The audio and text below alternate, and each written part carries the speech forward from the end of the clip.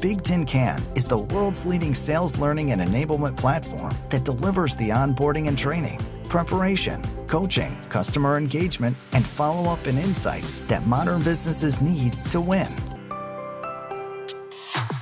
Welcome to the Sales Influence Podcast, where we talk about finding the why and how people buy.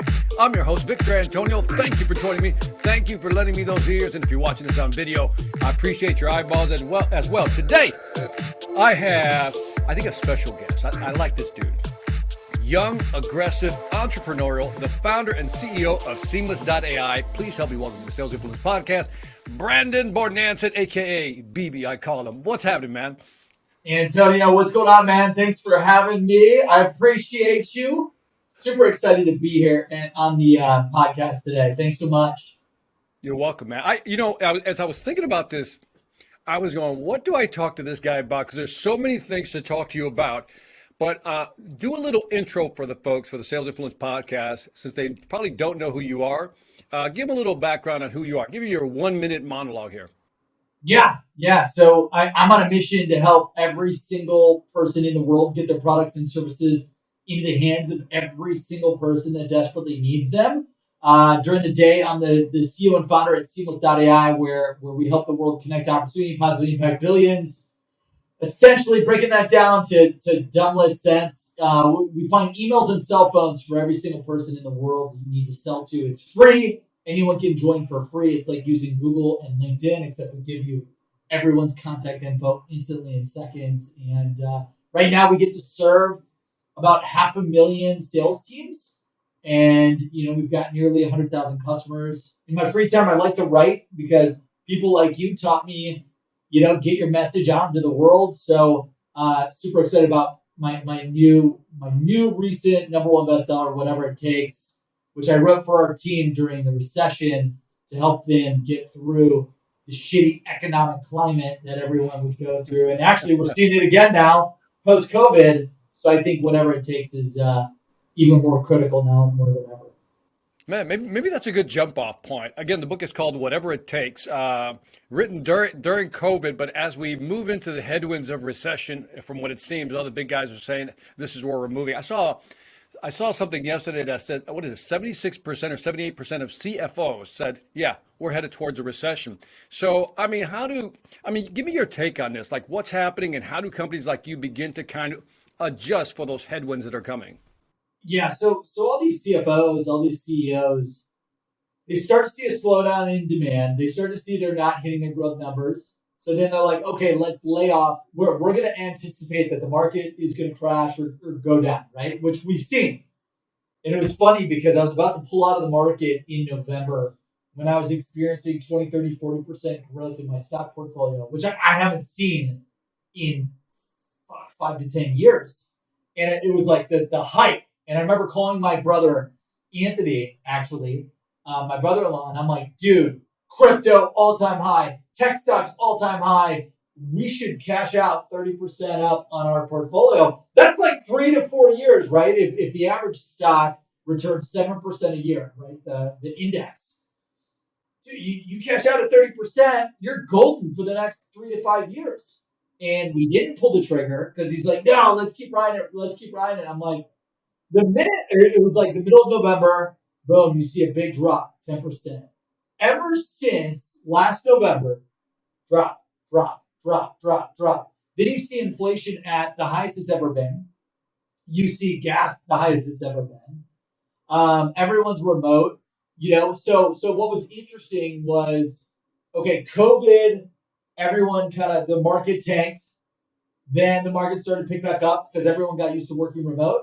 So it started to skyrocket again, which we saw last November. Then, with the presidential election and everything happening, then it started to tank again. And these CFOs, they start laying everyone off. They start forecasting, we're going to have a downturn. Like everyone in the market, they're forecasting a downturn for the next 2 to 4 years. So what they do is, boom, 20%. You're going to see mass layoffs, especially in tech. 20% now, 20% in the future. I bet you companies will go through 3 rounds of layoffs. How do you combat that? Right?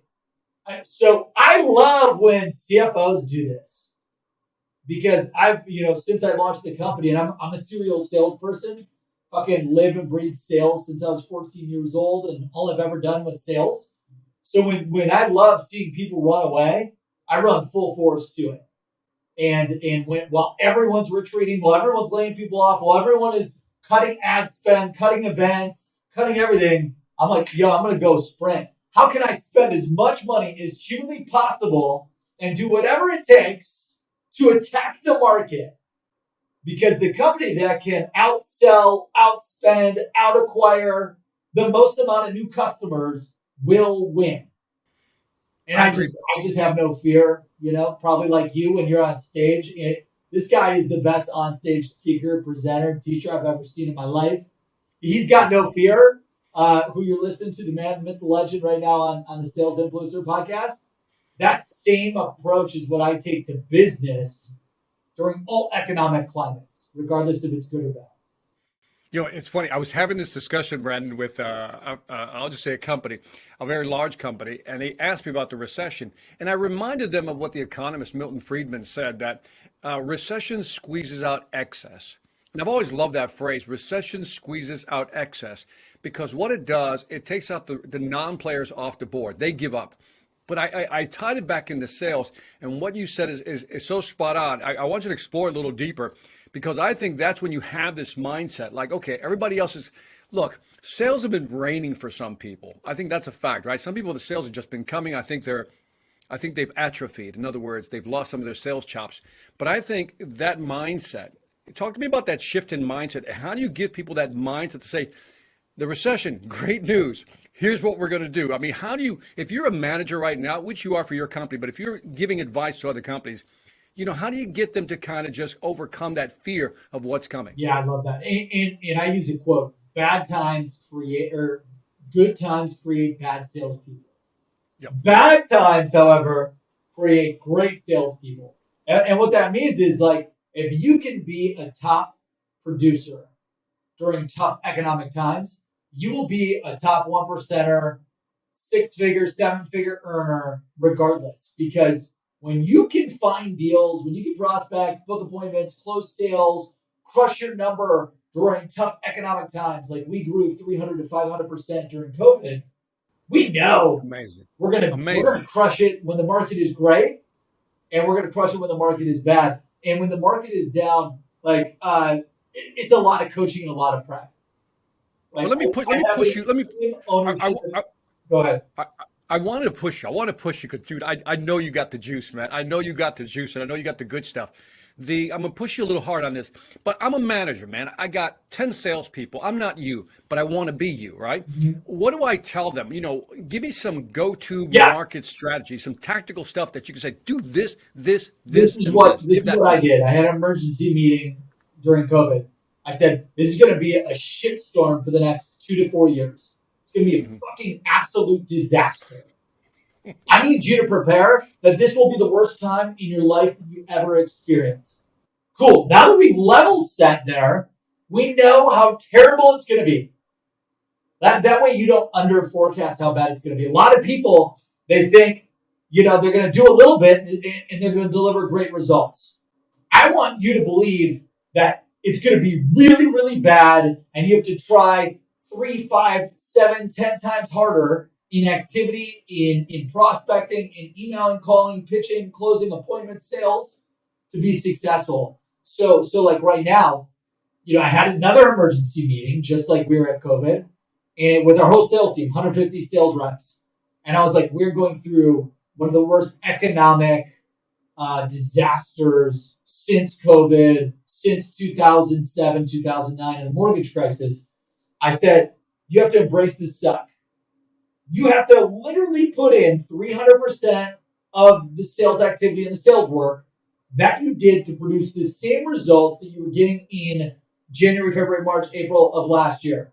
May, June, July, August, September, October, November. So all of last year was great up until November when the market started crashing. So just to do those exact same results, not even increase your quota, you have to do 300% the amount of work. It's like if you want to lose weight, because I'm always trying to lose weight because I'm a yo-yo dieter. I'll eat great, I'll work out, I'll lose a bunch of weight, and then the weekend comes and I'll eat like shit and I'll get a bunch of weight. And my health coach, he's like, dude, we got to go 3 to 5x harder on the diet. We got to go 3 to 5x harder on the cardio. If you want to drop 5 pounds, 10 pounds, this is what you got to do. And the same goes for this crazy time period. It's like extreme accountability and responsibility. Never play the fucking victim. Don't play the victim game. Everyone will try to play the victim right now. The economy is bad. I'm going to blame the economy. My manager is bad. I'm going to blame my manager. The leads are bad. There's no leads. I'm going to blame marketing. My sales VP, he's not good, and that's why we're struggling. It's like have extreme ownership and extreme accountability, which I talk about whenever it takes. And then you just have to embrace the pain. This is going to be brutal. And then you got to increase the activity. 300%. So let me do a quick recap here. I want to do a quick recap. I don't mean to interrupt you, but it's so you got some good stuff. I want to slow you down, man, because I know you can go like, right? So the first one is you're basically saying, here it comes, right? Here it comes, as you say, the shit storm. And I love that because that's almost like the inoculation effect. You're inoculating against what's coming so they know what's coming. As you say, you level set them and you have them embrace the suck. Love that already. I think the part about the 300% just to be where you're at in this headwind, I think is very fascinating. But number 3, when you talk about that no victim mentality, I love that, man, because it's easy to blame other things for not succeeding. And then when people get into this groupthink mentality, right, everybody starts feeling like a victim. Nobody does anything. So let's say you've level set their brains, right? And you say, okay, level set 300x and no victims here at Seamless.ai. Now, that's the mindset. Shift me over to some of the tactical stuff, that you think people can begin to implement to hit that 300%. Like, what are some of the things you say, look, here's where we need to be more efficient. Here's what we need to do more of. Give me some of that stuff. Give me some of the day in the life at the beginning of every week or weekends, nights, whatever. Build your sales list in advance so that you're not wasting any time during the day researching who to sell to. So step 1, okay, now I got to prospect 300 to 500% more leads. Okay, well, to prospect 300 to 500% more leads, build your lists in the evening or on the weekends using Seamless, using LinkedIn, you name it. Okay, now I'm building my sales list and then I'm using all 8, 10, 12 hours of the day to just prospect. Incorporate, and by the way, that saves you 3 to 5 hours a day. Like first, if you use a tech to automate your list building, that will cut 3 hours of your day. Then build the list that you need to sell to for the week or for the day in advance. That way you're maximizing your sales pitching and prospecting time that you've got. Once you do that, okay, you're waking up. I recommend for sales managers, sales leaders to start scheduling call blitzes. Let's get the whole team, like everyone's dealing with a lot of negativity, a lot of problems, a lot of issues. We'll get everyone on call blitzes, 2-hour call blocks, 1-hour call blocks, and let's work in a virtual sales floor and start calling and prospecting together. And you can even rotate people listening versus people doing the calls because the people listening will learn from their colleagues and create this positive, only positivity in the room on the sales floor mentality. Everyone's doing mass activity. Also continue to just do, I love role playing during times of difficulty and challenge. I think role playing is really critical. So have everyone role play every day. Like I love role playing at least 30 minutes a day, making sure that our reps, especially during difficult times, because bad times create great salespeople. If you show up and you rise up to the challenge, well, one of the best ways to do that is to constantly be role playing and practicing. I have no budget. The economy's crashed. Budget freezes. We have no money. We're not buying anything anytime soon. What are you going to say to create the interest, to create the value, to create the urgency for these prospects to take action and move on taking a meeting with you, learning more about your software, learning more about what you can help them with so that they overcome and they maximize growth? These are some tactics that we've incorporated here at Seamless.ai to keep the positive mindset up, to keep the activity up. And then also managers have to just manage the accountability and activity. I'm not saying micromanage, just manage let's make sure, are we tracking the number of leads in the system going into the pipeline every day? Are we tracking calls, emails, social touches, the amount of meetings booked, the amount of meetings held, the amount of closed won deals, the average age of a deal from open to closed won? Are we keeping the pipeline super tight? I don't want anyone on my team smoking the hopium. People love to smoke the hopium during bad times, Yeah, they do. which means they keep real shitty deals in the pipeline who haven't gotten Got back to you in weeks, who they have no next step on an opportunity. Sales reps, and I've been guilty of this. I'll push date. I'll move out the opportunity every month, and you'll see a deal has 4 pushes. If you've got a deal that you keep pushing out the close date, you either don't know how to accurately forecast, or probably it's not a real deal. So having That's, by the way, before you go any further, because dude, I think you gave me in the first 18 minutes what most people give me in maybe 3 sessions. Okay, so this is good stuff, man. But I want to highlight the tactics. We got the mindset already. Embrace the suck 300%. But I love the part about managing your time. Building your automated list ahead of time before you get on the phone. But the call blitzes, I think, are great. I love that already. The rotating thing, I really love that idea, Brandon. I wonder how many people actually use that idea, because I really love that. And then I think you hit on the role playing. And I love the fact that even if you think you're good, you're still hitting role play, let's say 30 minutes a day. And I love that, man. So we got the mindset, you got the tactical stuff. And as you were moving into the management stuff, one of the questions, and I love, by the way, what you said about by the way, is that your metric, that they do 4 pushes on a deal? You're like, what, do you have like a flag or something for that? Man, anything over 2 to 3, I'm like, is this deal really real? Because you shouldn't be pushing a deal that much. If somebody We're pushes in a high deal, transaction, high volume, right? right? So we know our sales cycle is 7 to 14 days. We know a lot of our deals are one call closes. So we've just got a lot of data. Last year we did 52 or 51,247 appointments. Year before that we did 21,000 appointments. This is all from using Seamless and then a lot of these secrets. So we just have so much data on all of the pipeline to where we know when things get screwed up. So 2 questions, because again, this is dude, I'm excited talking to you, man. It's like talking to a guy who knows his shit. You know what I mean? I get excited about this. So before we get off the manager stuff, because by the way, here's my framework as I'm talking to you. We figure out what the mindset is. We got some tactical stuff going on. Part 2. You gave me some data on what managers should do, and what they should look for. Before we move off the managers and get into the data, I wanted to ask you, what have you noticed the best managers of salespeople do? Like, give me 2 or 3 things, Victor. These are 2 or 3 things they do consistently, and that's why they're the best managers. Oh man, and I'm writing a new management book actually. Perfect timing. Yeah, Well, you should. I mean, you're in a position. What I love about your position, Brandon, I don't mean to interrupt, but what I love about your company, the fact that you founded that, is I think you get a perspective, a view that very few people I talk to have. In other words, you're the founder and the CEO. I mean, you built this baby, right? Which means you understand how every brick is laid. But within that housing, so to speak, that edifice you called Seamless.ai, there's this culture / mantra that has to work to make everything come together. And so when you look at the company, the data, and the culture, I mean, the fact that you have all that and you see all that is why I admire you so much. I'm not blowing smoke up your ass. I mean, I really mean that. And that's why I'm asking you about managers, because I know you have some insights. 2 or 3 things the best managers do. Yeah, number one. Thanks, by the way, Vic, I really appreciate it. Number one would be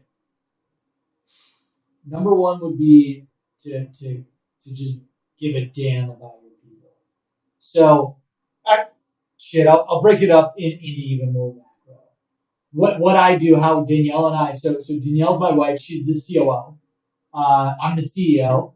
We were like the first people to build Seamless, and then we brought on amazing partners like Jake, Austin, Mike, just incredible people. And then we grew out to 350 people now over the course of 4 years. And when we launched the company, we have this operating philosophy. We're all in on your professional success, your personal success, your wealth, your health, your relationships. 5 key pillars. PPWR and H. PPWRH. Professional, personal, wealth, health, relationships. And I believe that if any one of these pillars falls down, it's a negative domino spiraling effect. Let me give you an example. So I'll give you an example when I was a week before demo day. So a week before demo day, and I don't want to get into it like too sad or anything, but my mom was dying of Alzheimer's. So I had a lot of personal stuff going on, and she passed away from Alzheimer's. Taught me a great lesson to life is short, go all out every second of every day. And the week before demo day, my team knew I was a little stressed, a little more off, a little more emotional, right? My professional life was going great. My personal life, what was going through some tough times. So if anyone was asking me, my investors were like, hey, what's going on, right? They're trying to figure out, hey, what's going on across your life? And I'm like, hey, my mom's about to pass away. I got to bolt out of here. I got to go see her one last time in LA. And then I came back and we crushed demo day, after she passed. And it was amazing and a blessing that I got to see her before she left. But my personal life was in shambles, right? And if you let your personal life go to shambles, it will be a negative domino effect. And then I just took that 5 steps further. I'm like, okay, what other parts of your life, if they go wrong, they could destroy your whole success empire? Your work, your personal, your wealth. If you owe creditors money, if you can't pay your bills, if you can't pay gas, electricity, if you don't have a house, that will destroy everything. If your health, you're eating shitty, you're drinking shitty, you're not working out, and I consider health 2 things: your mindset and your body. And you got to work on both, your mindset and your body. And then the relationships. If you've got toxic people, negative people, when I was growing up running different companies since I was 18, I had a lot of friends that were fake friends. They wanted you to be I want you to be successful. And then they were suppressors and negative people that were talking shit behind my back and wanted me to fail, or said I wasn't a true salesperson or entrepreneur. You got to get these toxic people out of your life, and then you got to build up people that are more positive and doing things that you want to do in your relationship circle, your inner circle, right? So the things that our management strategy is, I go all in. I don't give a shit about the output of my people. Our team, I don't care. My managers have accountability and stuff, but my goal is to maximize your potential professionally, personally, wealth, health, relationships. And how I do that is wealth, when I see employees not investing in their 401k. We create a class on why it's important to invest your 401k. You're going to save 40% pre-tax. That thing will explode over time. Then if you want to put that money to use, you can put it to use in investments, in the stock market, in real estate. So we'll coach people on all facets of their life, regardless if it benefits us in the short term of the company. Because I know in the long term, by going all out and all in on your success, all facets of your life, you're going to leave and you're like, damn, I never had a manager like Brandon or a leader like Brandon that gave a shit about me like I was his family or his best friend. That's the macro of how we operate at Seamless. If any team ever has a problem with legal, with family, with health, with wealth, relationships, personal things going on in their life, Danielle and myself and our HR team, we're there to coach them through it and coach them up out of it. And I think that macro operating philosophy is key. If I could do a mic drop for you, I would. I'd be like, bam, mic drop on that. bigtincan is the world's leading sales learning and enablement platform that delivers the onboarding and training, preparation, coaching, customer engagement, and follow-up and insights that modern businesses need to win. Dude, I love that. health, wealth, and relationship. Got it, man. By the way, a nice concept for the book, by the way, if you haven't thought about throwing that in there. Because I love that. You bring up several things. I mean, the first is that it's a very holistic thing. One plays off each other, right? But you bring up a good point, and I really admire this, because the wealth piece is important. It's like we live in this capitalist society, but we don't like to talk about money. But money is just, it's table stakes, right? We got to make sure people are taken care of so they can actually perform. But you've taken it one step further. When you start training your people, especially if you got young people coming into a company, right? They're not thinking long term, they're thinking short term. And the fact that you've put together, let's say, a 401k class on wealth management, whatever it may be, I think that's admirable. And I think that helps them zoom out. But I love the underlying tone of the whole thing, which is, I care about you. But that brings up a challenge. I mean, and now I'm going to challenge you on that. By the way, I love all the above. How do you scale that? How do companies scale that? Like right now, you have 300 people. How do you keep scale? Let's say I don't know, I go to Amazon. How would you suggest somebody scale that? I'm asking you a tough question, Sure. by the way, and I know it. No, yeah, it's definitely tough. I believe that you gotta talk about your mission, your vision, your core values every day. Every day I post our core values, our goals, our KPIs, our mission every single day. I also include a motivational quote. I include a motivational video. So the whole company, 350 people, they literally see my post every day, talking like I do a motivational message, I got a motivational quote, I got a motivational video, core values, and then our KPIs across every single department. And I think So pause right there, Brandon. Pause right there. So this is something you do every day. Is it you send it out through Slack? What yeah, do you know? How do every you? day I go to our Seamless team channel, which gets Okay. blasted to every single person. The whole company is in the Seamless team Slack channel. And Okay. I just believe, like, because we're remote, 100% remote company, just because we love extreme optionality here.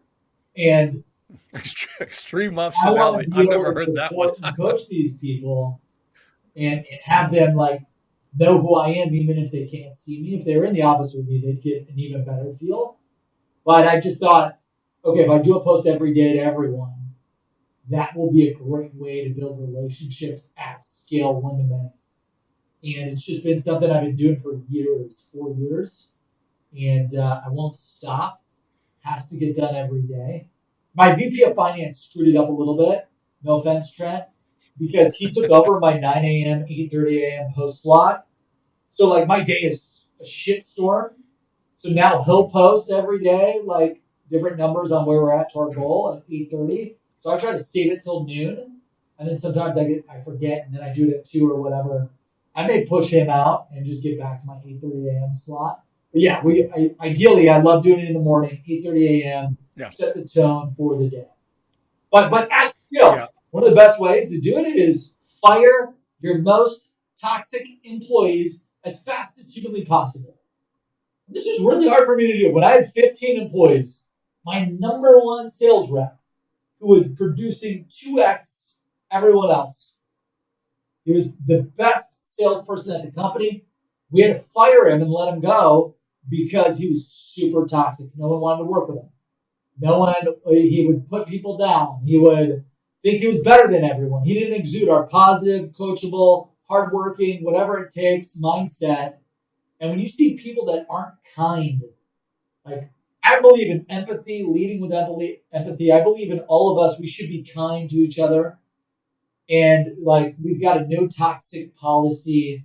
We've got a no jerk, no asshole policy. And what that means is like be nice to people. Don't degrade people ever. Like coach people up. Don't make people feel bad. Don't make people feel stupid. Like just be fucking kind to the people that are working hard every day for you. And a big part of that is firing toxic people, whether it's leaders or top performers or bad performers. Danielle, my COO, my wife Danielle, she is a fucking guru at this.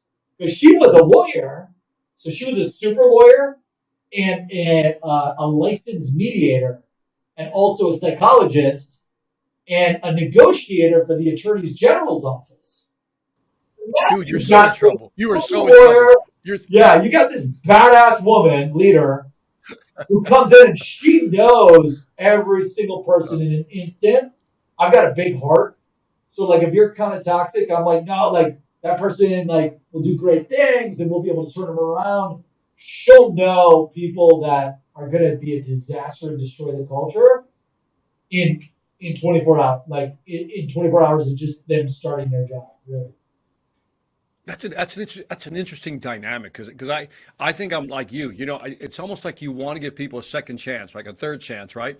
But my wife is the same way. She has that, I don't know, that objective reality all the Yeah. time, and she doesn't tell me what to do. She just asks me very pointed questions that I have to answer. Do you know what I mean? And through her questioning strategies, I come to my own conclusion, which is really her conclusion, but through me. And so your wife probably does the same thing. Big shout out to her, man. And that's why The companies like I, the Ubers and the WeWork, like what they were missing is what I'm grateful to have.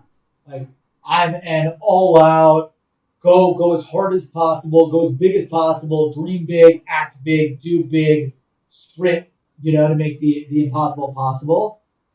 And that's what Travis Kalanickis was like at Uber. That's what Adam Newman was like at WeWork.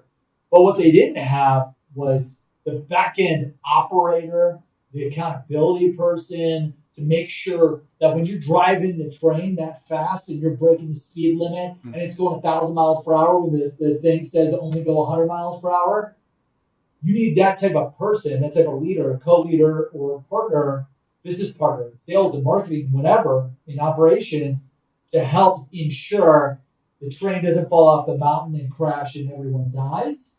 And I think that's where you saw like Uber doing real dumb shit. That's why they crashed. That's why WeWork crashed. Because no one leader can do it all. You need a bunch of really amazing leaders and operators to do it together. it's funny. I think you're the first person I think I've talked to in all my podcast interviews who actually talked about the process slash system slash operations that really contribute to success. And I'll share this brief story, this brief study with you, and I'd love to get your reaction. An insurance company basically did studies on rising stars, superstars. And what they did is they recruited salespeople from other companies who were just killing it, Brandon, just killing it, right? And what they realized is that when they brought over the superstar, it took the superstar at least 3 years to get back to the level they were at when they left the company. And what they realized is that 30%, I think was the number, 30% is attributed to personal ability. But the other 70% of why they needed to be successful or could not be successful right away is because they didn't have the same systems, processes, operations, support, culture that you're talking about. So I think that that you reminded me of that study because you're the first person I talked to again that really says, hey, you can be a great salesperson, but if you don't fit, that's a problem. How do you maintain that culture? I mean, apparently you have your wife there to maintain the culture. What are some of the challenges you found in maintaining that culture, if any? Yeah, and I love the study that you shared. I mean, I don't love it. I want to see salespeople. I want all salespeople to be ultra successful, and that like our goal is to get every single person into President's Club, which is an award we created where they make over $1 million in sales, and we ship this $1,000 award to every salesperson that uses it. And we've got thousands of people that have won President's Club. My goal is to get 1 million people into President's Club. And what's interesting with the culture and the leadership, we just like to share a story. When you're doubling and trip, like when you're growing 2 to 4x, shit can get crazy very fast. 0 to 1, 1 to 5, 5 to 25, 25 to 100. It's just crazy hyper speed growth. And the biggest thing that we realized was we were meeting as a management team. We're kind of like having this emergency management meeting. We're like, man, we're growing like crazy. We need to build out all these departments of people, like in operations, in HR, in retention, employee retention. We need to make sure we've got the legal compliance with all these employees figured out. We got to make sure we've got the plans. And what we realize is to scale sales operations or any operation at any company, that again, ironically, there's 5 key pillars, totally different compared to the culture pillars. It's called DPSPP. DPSPP. Number 1, data. To manage anything, you need the data on that division, that department, that person, that team. And you need it instantly available. So like what I realized was I had data for a little part of a division. Let's just call it sales. Our data on sales was the best because we're all salespeople that built a sales tool that helps salespeople make a shitload of money. So the first thing that we had data on was our sales team, our sales process, inside sales, outside sales, sales cycles, you name it. But every other department was missing the data. Finance was missing the data.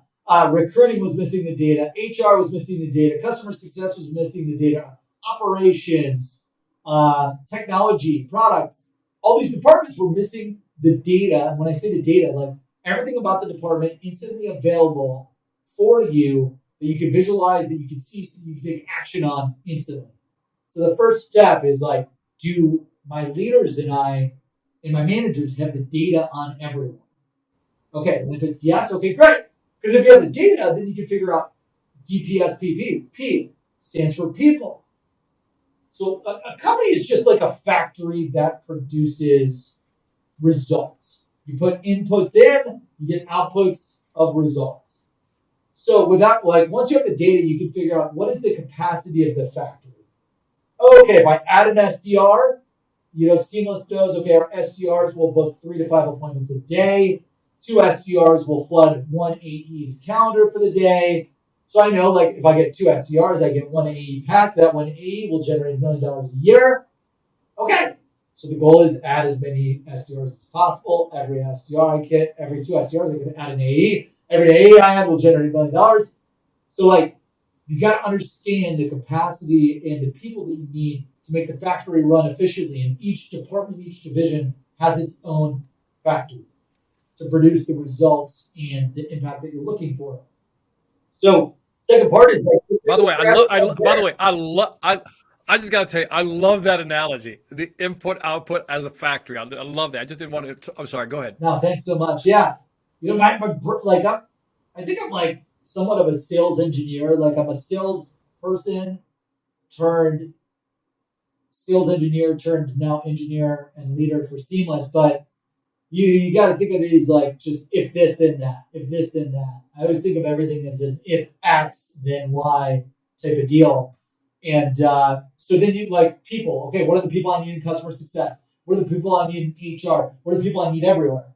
So then once you have the data and you figure out and you hire all the people you need, or you're hiring all the people you need, the next part, which will unleash the people who are then using the data to perform, is the systems.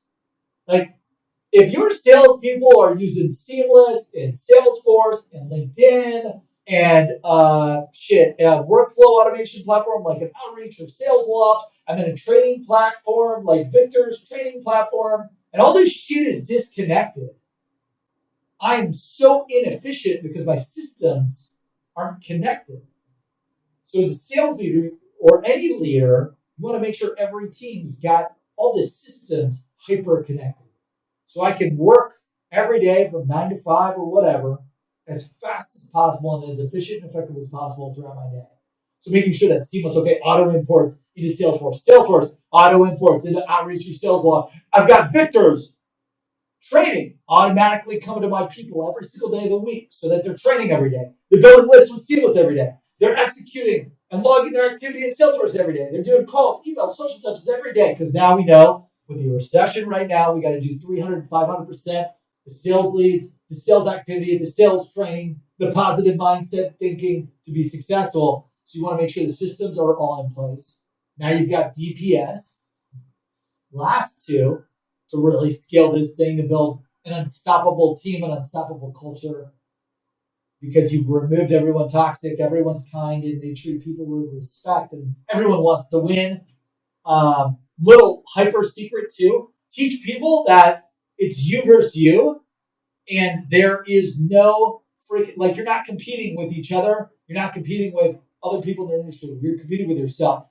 So when you teach people, like if Victor wins, I can also win, then you really create an unstoppable company. And you have to also do that by educating them that the wisdom of the crowd will help them get smarter and smarter and smarter. So you want to add people who are better than you, smarter than you, faster than you, greater than you, because they increase the average wisdom of the crowd.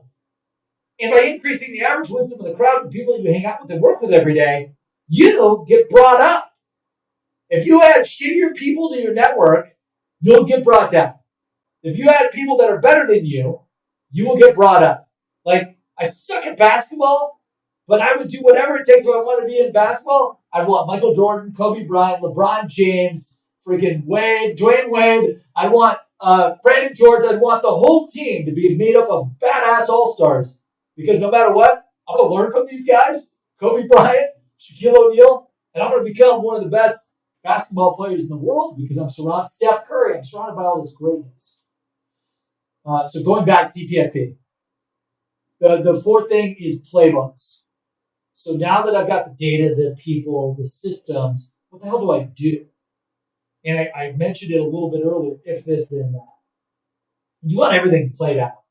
Like, to win a football game, championship game, Tom Brady and Gronkowski, they know the plays in and out. Every single play. If defense rolls left, we know how to roll right. If they could read that we've got a running play, we know how to audible to a passing play. If they could read that we're doing a Hail Mary, okay, we're going to do a short cross pass. They've got plays for every single situation in any game. This is how Tom Brady spends 50% of his time on game film. And he spends so much time on game film because he's memorizing the defensive plays, the offensive plays of every single person on the team so that he knows during any situation he's got the playbook, he's got the plays that he can run to win the game. And the same is true for top salespeople, sales teams, sales leaders. You have to have everything played out. If this happens, then what? If I say I'm not interested, then what? If I no budget, then what? Talk to my boss.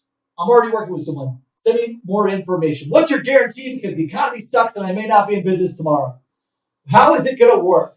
Why is it going to work? Who have you helped besides me? Like, not just in scripts and selling scenarios. You want to have all of that scripted out. You want to have a bunch of different plays for all these different selling scenarios, but also in the work, in the processes. So you want to have your plays for like what to do in sales or in life for everything. And then the process is, hey, if someone calls me for an inbound lead, what are the processes? Hey, go to Salesforce.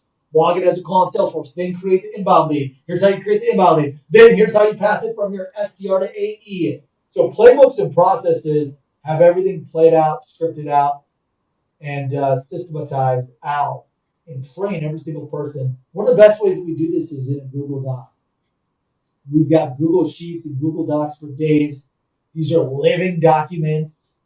You're always adding to the docs. You're always adding new plays. You're always updating old plays. You're always adding new processes. You're always updating processes.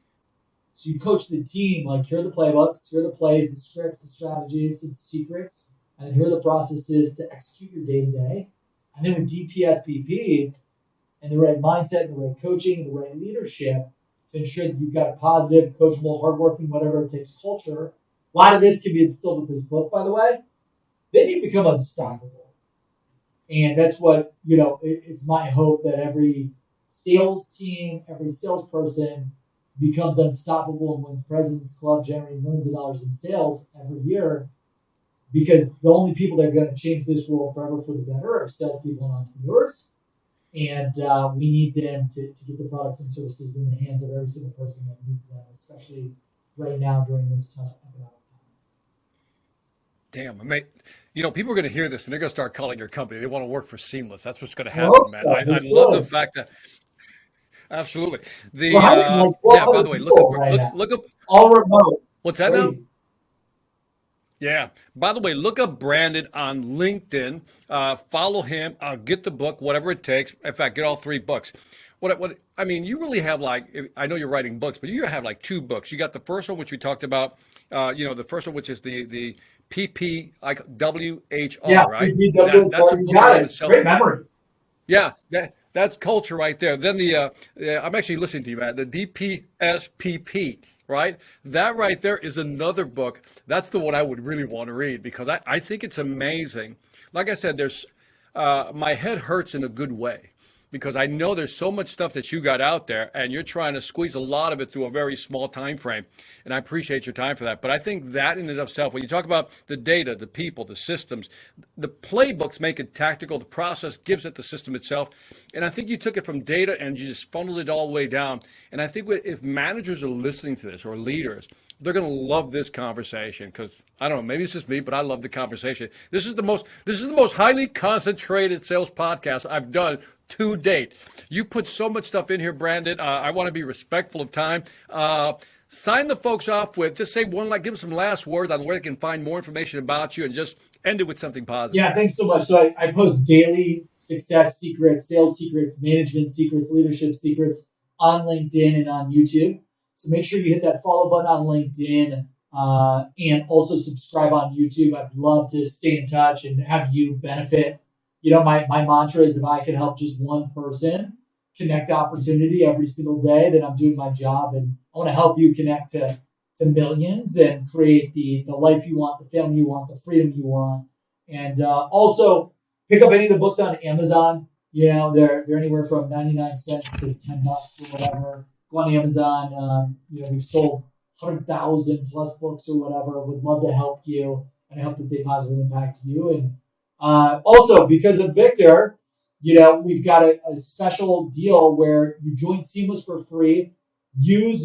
Put the bonus code, referral code Victor or Victor Antonio into the sign-up sheet, and we're going to hook you up with $500 worth of free credits, free leads into Seamless.ai. So you just go to Seamless.ai, join for free, put in Victor's name for listening to the podcast, and we'll automatically hook you up with $500 as a special gift, and also one of our special trainings that we sell for $1,000. I'm not going to tell you what the training is, but it deals with sales secrets, and Victor is in the training as one of the 100 experts sharing his top secrets to success. So we'll get you that video training and transcript.